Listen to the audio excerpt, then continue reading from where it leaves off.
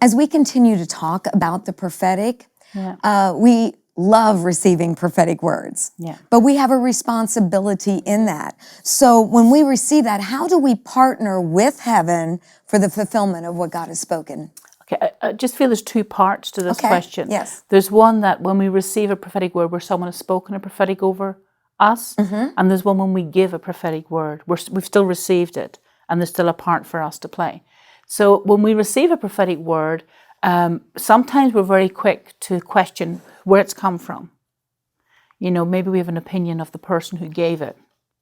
Maybe we'd rather it came from someone else who's more well known in the prophetic. Well, the voice of God is the voice of God. Will you put it in a crystal glass or will you put it in a mug or a paper cup? It's still the voice of God. That is and awesome. and at the end of the day, you know, God will use a donkey. So what's the problem? You know, we grade things. So I think first of all, recognizing, don't grade the vessel, just receive the message. That's the first thing. The second thing is that when you receive the message, you know, you weigh it. How do you weigh it? Write it out. How can you run with the message that's been given to you if you haven't written it out? It says in Haggai, you know, write the vision down that people may run with it. When you write it out, sometimes when we hear the prophetic word, and write it out word for word. Don't write it out what you interpret the word is. Because I have found sometimes that when we do the interpretation, we miss something that's of the heart of God. So when we write it out and we listen to it, there'll be things immediately will stir our spirit. We say, oh, I know what that is, or I think I know what that is. Then just put a color over it and write it beside what you think it is. Then there's other things you think, well, I think I might know what it is. Different color, put different things beside. And then there'll be other things that you think, you know what, I haven't got a clue what this is. Actually, this is not real. You know, maybe it's from the person's flesh and they just want to bless you. We'll bless them. But what I would say is don't be quick to throw it out, because we're in times and we're in seasons. And what comes relevant today may not be relevant tomorrow. And what is relevant tomorrow may not be relevant for today. So hold it. But by writing it out and by doing those things, then you can do what Timothy was told, do warfare over your prophetic word.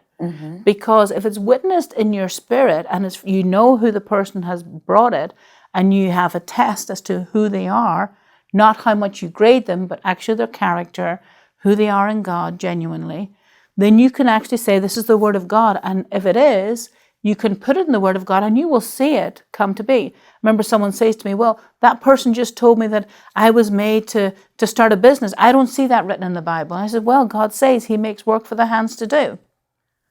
You know, it is in the word. It's how you want to interpret it. It doesn't say go and build this corporation. It says there's work. So in the process is when you do warfare, you have to then say, God, you said this. I'm going to believe you said this. Your word says this. Your messenger came and said that. God, you sent that person to say it. So we have a responsibility just as much as it is to give the word. We have a responsibility to weigh the word and to check it out. And then we have to take that to the person who is your oversight, the person who is with you. You know, too many situations get prophetic word and they're running all over the place. And if you can imagine, it's like the shepherd trying to manage the sheep, and someone has put a dog in the middle of it, and the sheep are running all over the place, and he's thinking, how am I going to gather them all back? But if you communicate to the person who has your oversight, they're not only going to help you even discern what is God and help you do warfare over it, they're going to have that place will say, well, maybe I can help you move on from this area of this field and go into the area that God is saying for you to go into. So it's not a lone thing. And even if your minister, you believe, doesn't believe in the prophetic or doesn't understand the word, it's a good opportunity to have dialogue, to have communication. Never feel that you can't bring it to the person. And then God will raise different people for you to go and speak to. In the place of when you receive a word, often my husband and I, what we do is that if God calls us to give a word to somebody, we then, and it's something, maybe it's to do with staying on in a nation or moving in a nation, or maybe it's a business aspect, or it's something to do with their health care, or in any aspect, we will then look to say, God, do you want us to have a part in this? Oh, that's good. So is there something you want us to do? Wow. I remember there was a young man who was going back into the nation he'd came from, and some of the things he was doing had closed down, and we weren't fully aware of it. And we met for a meal, and we prophesied over this young man, and the Lord said that he was still called to be in the nation of the UK. And he was roughing it out in a particular place. And you know, he left, went on his way. And as he left, God said, now you need to partner with us. So we left it for a season. So we didn't want to manipulate the young man. We wanted to hear what was his feedback, because he needed to hear this was God for him. And once he came and said, I do believe this is God's will, I need to stay, but I don't know how to do it. Then God said, okay, this is your part. And so we offered him accommodation, and we offered support, not completely covering the guy that he couldn't breathe, but support that he could continue to walk the things of God in a place he didn't have to think about, where am I going to live? How am I going to manage the overheads of the rent? We just said, okay, there's a place for you.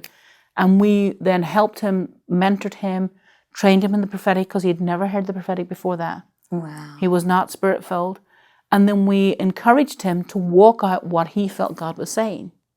And so he would say, oh, this is what God is saying, that's what God was saying, and we would help him weigh it. We never said, okay, this is what God's saying, and this is how you've got to do. We helped and trained him to hear the voice and to go through it. And so in the process, he's still in the UK. He is married today. He's got the most gorgeous 7-month-old, chubby little baby that was meant just to be squeezed. He is in training. He has the voice of God. He moves in worship. He brings the song of the Lord. He has an entrepreneurial gifting. And his family back home are also blessed to see how this young man is prospering. And I do know that, you know, God has his ways, whether you want to help the prophetic word or not. But God also, if you're going to give a word, you have to check, what's your part in supporting this? That is very powerful.